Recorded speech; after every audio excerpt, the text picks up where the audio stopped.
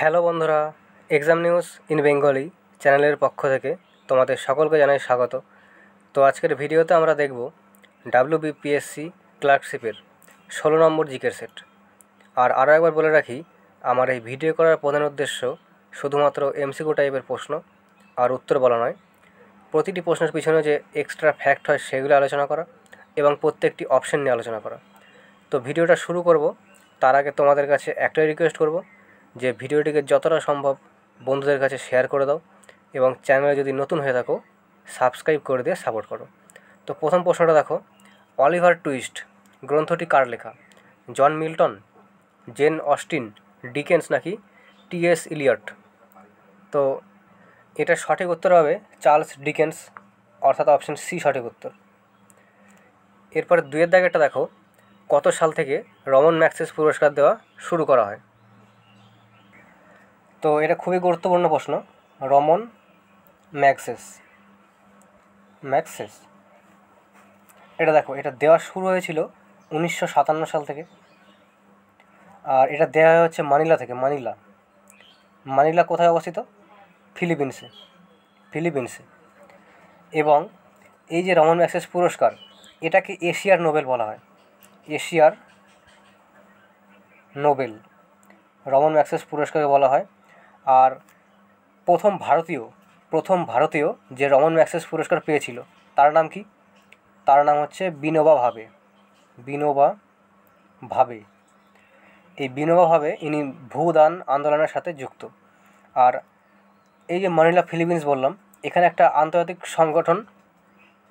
সংস্থা অবস্থিত। সেটা কি? এখানে অবস্থিত আন্তর্জাতিক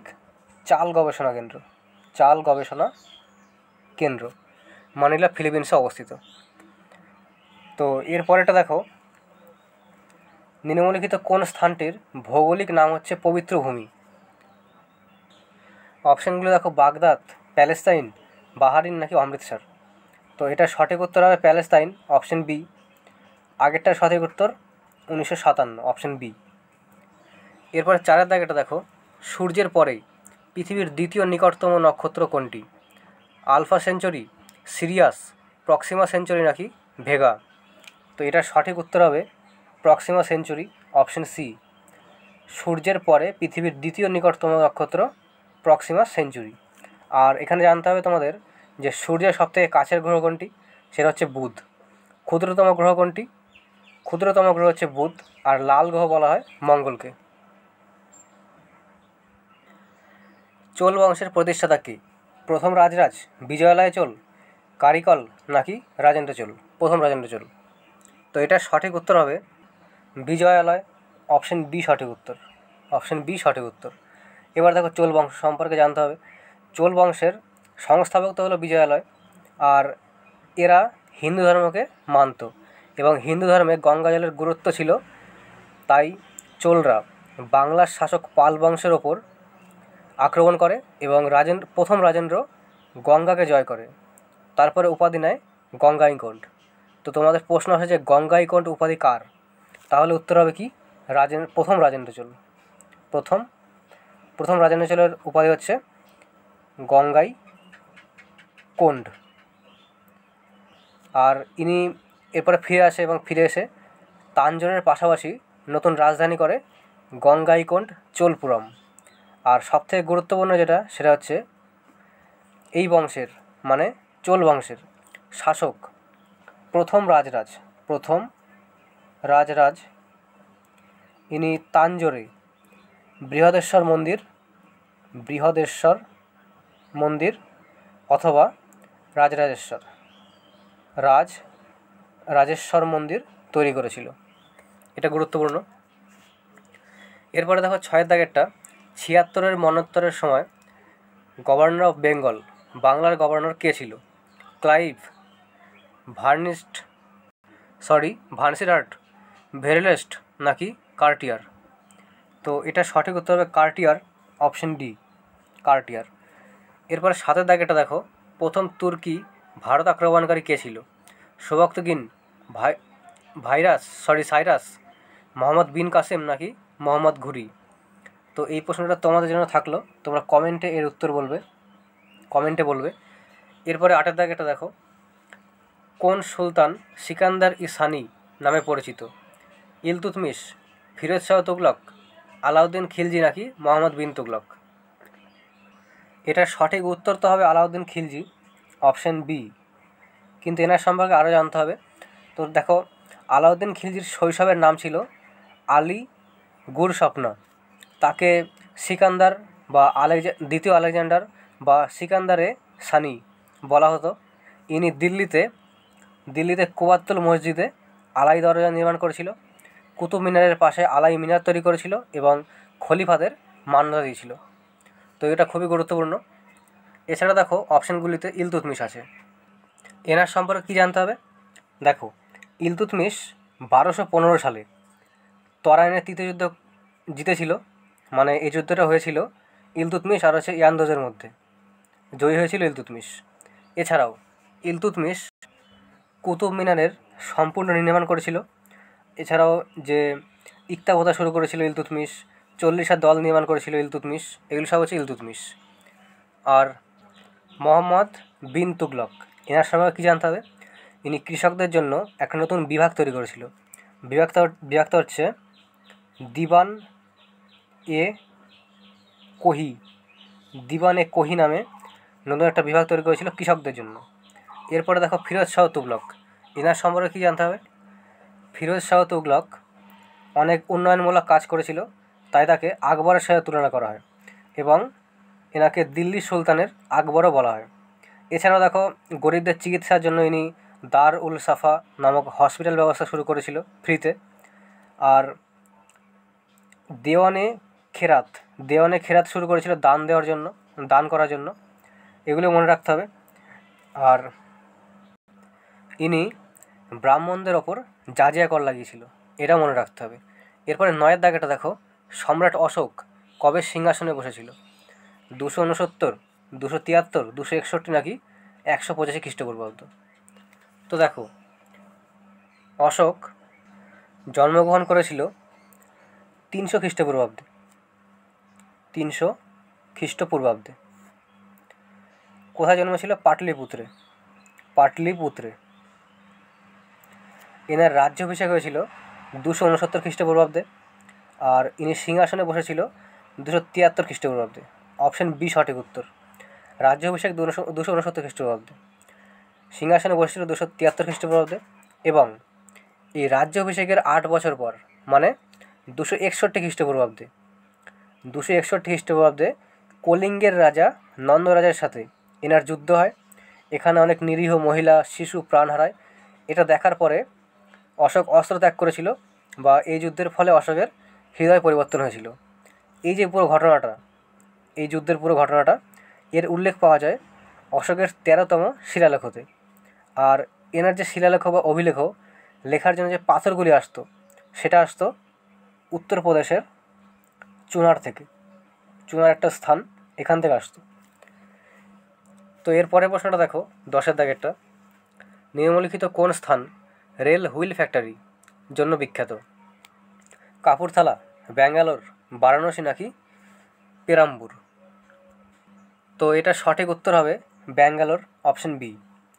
আর যদি তোমাদের প্রশ্ন আসতো যে কোন স্থান রেল কোচ ফ্যাক্টরির জন্য বিখ্যাত, তাহলে তো পাঞ্জাবের কাপুরথালা, তখন অপশন এ হতো। এখন অপশন বি সঠিক উত্তর। এরপর 11 দাগেরটা দেখো, চন্দ্রগ্রহণ হয় যখন?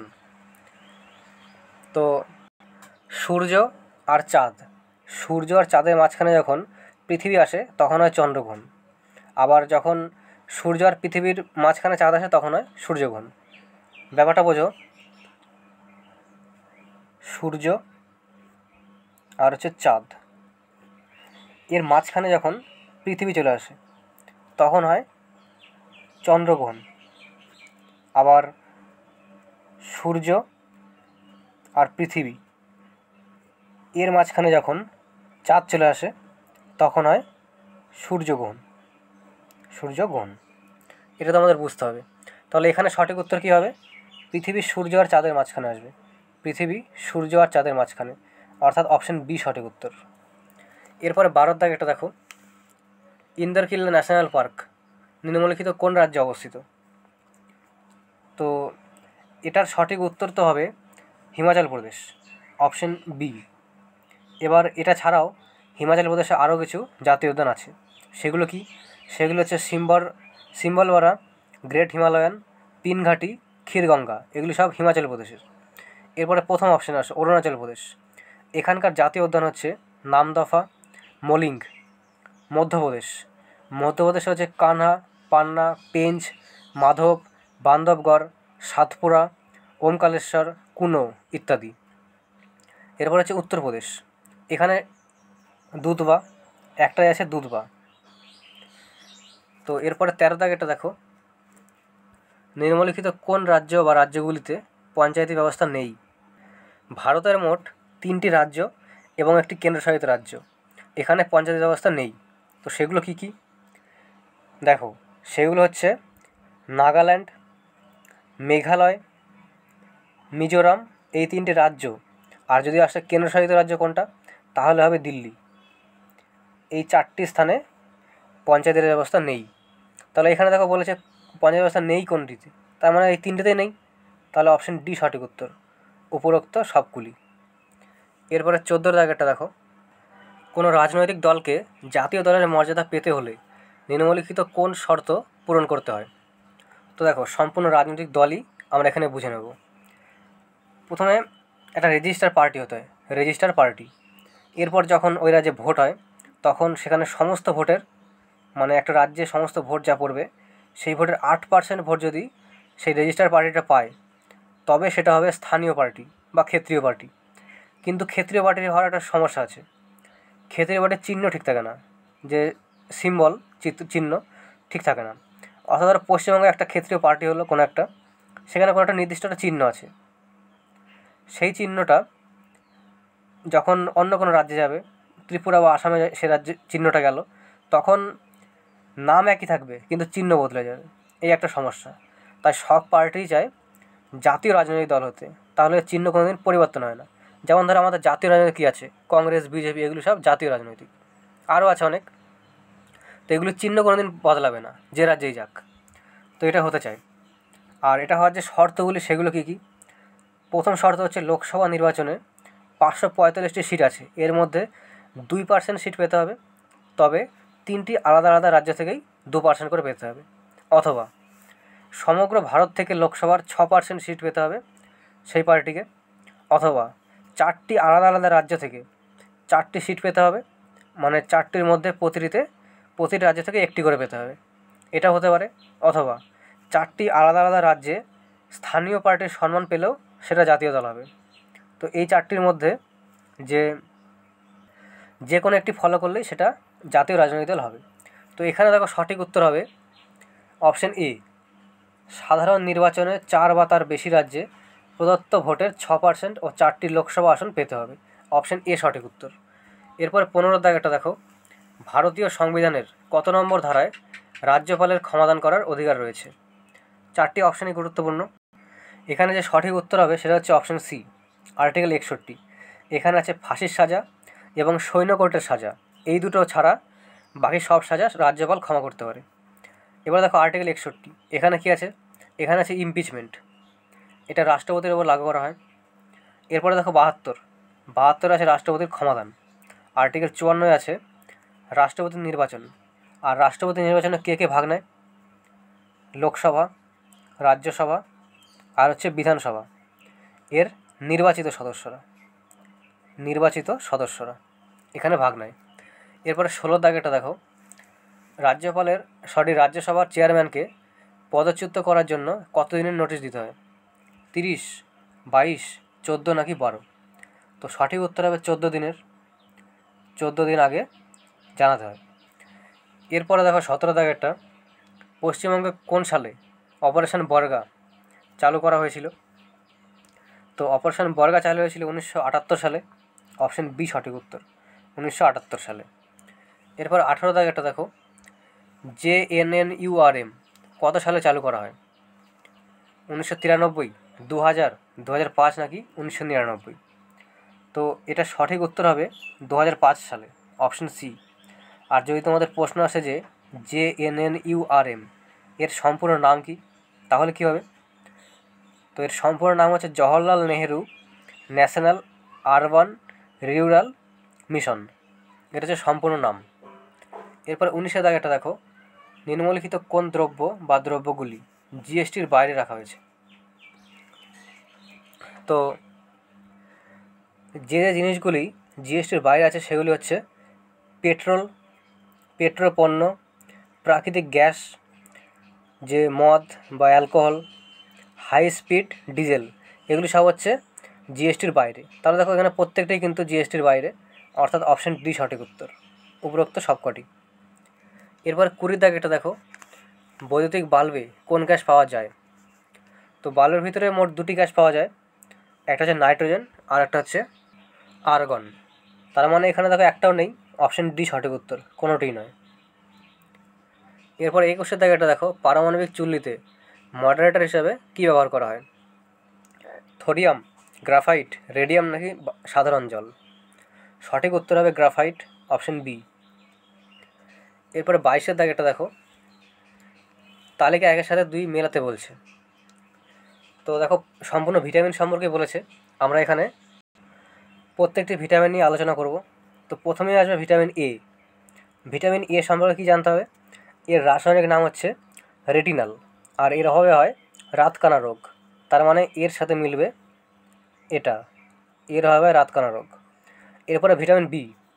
ভিটামিন বি এর রাসায়নিক নাম হচ্ছে থাইমিন, এর অভাবে হয় বেরিবেরি রোগ। ভিটামিন বি এর সাথে বেরিবেরি মিলবে। তো এই দুটো জানলেই দেখো উত্তর তোমাদের বেরিয়ে যাবে। 4 দাগেটা ডি কোনটায় আছে, 4 এ, 4 বি, 4 সি, সরি সি হবে এটা, 4 সি, 4 সি দুটো আছে। আর 3 মানে ভিটামিন বি এর হচ্ছে এ, 3 হচ্ছে এ হবে কোনটা, 3 ডি, 3 এ।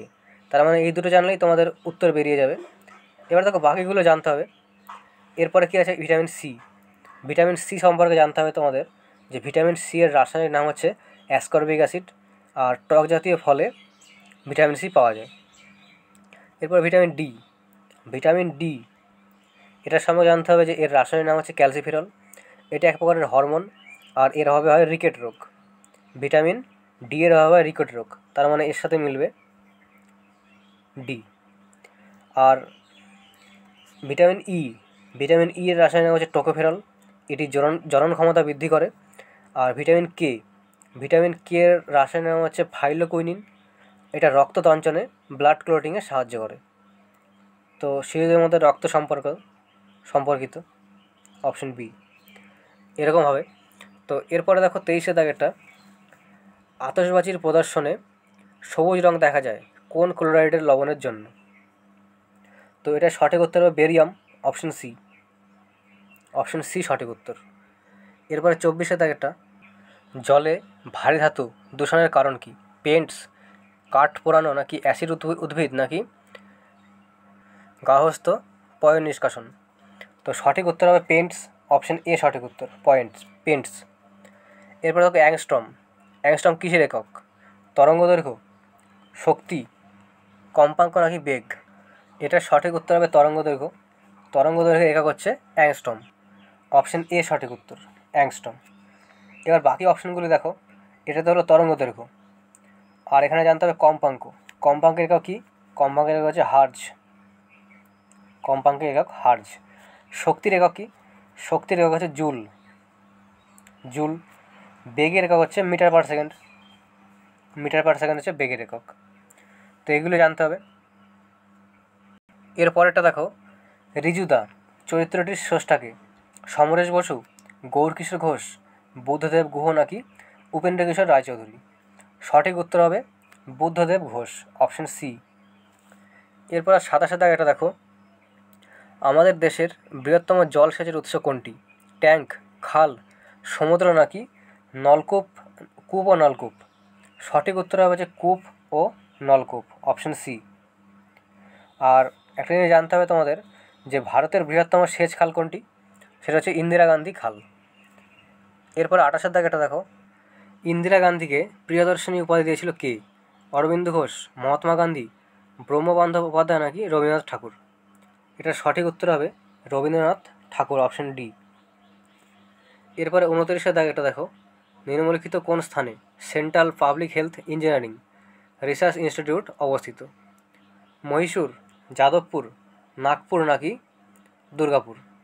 তো এটা সঠিক উত্তর হবে নাগপুর, অপশন সি, নাগপুরে অবস্থিত।